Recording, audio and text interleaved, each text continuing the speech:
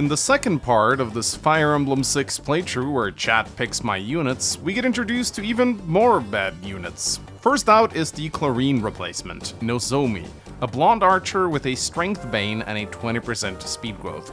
I'm glad to see that even when chat gets the chance to prove that GBA archers can be good, they still go out of their way to make them as terrible as possible. Up next is the long-awaited Rutger replacement. There was a big election in chat whether or not this was supposed to be a pirate or an armor knight. Armor knight looked to be winning, but right before the polls closed, a big box of 500,000 mail-in ballots was discovered under a couch, all containing votes for pirate Rutger, and so Pazuzu was created. Strangely similar to Nozomi, Pazuzu also only has a 20% speed growth, though this is less of an issue since Rutger has crazy high base speed. Still, this unit is a little underwhelming considering who it is based on, but still decent in its own right. During Chapter 4, Jumb's career as an adventurer comes to an abrupt halt as he takes an arrow to the knee. Chat goes bananas and demands a reset, but I refuse. So Tyrone decides to take matters into his own hands and kill himself, so I have no choice but to restart, reviving Jumb and continuing the legend.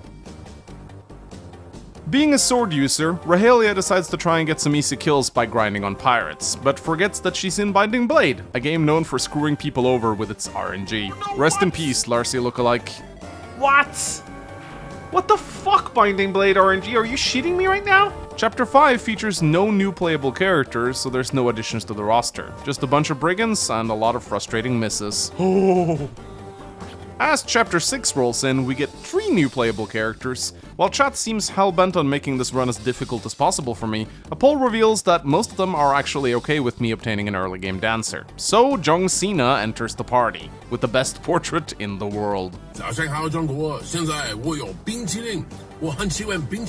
Next up is Megatron, an armor knight replacing Sol. Due to an oversight, I forget to remove her staff rank, resulting in an armor knight with a magic stat that can heal. While I tried to correct this mistake, chat seems hell-bent on letting her stay this way, and since we all know the best memes are created by accident, I go one step further and import some armor knight staff animations for her.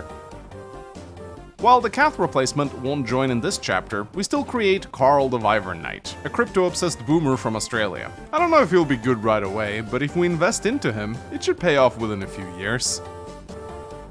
As the Sue replacement, we get a brand new thief with a very fancy hat. He starts off great by trying to sabotage the run as a green unit, rushing out of his jail cell and immediately opening up a door to a room full of enemies. I guess similar to the last thief, this one's got a death wish too. Hopefully we'll be able to keep this guy alive a little bit longer. In this chapter, Jumb is starting to realize his true potential, not only getting himself a cute waifu in Angelina, but also one-shotting the boss Wagner with the crits. Will he become the true hero of this run? He certainly has won the hearts and minds of chat, but that may not be enough. Up next looms the dreaded Chapter 7, which is always a tough challenge for any run. Will the cringy self-inserts be able to get through it unscathed? Find out in the next stream.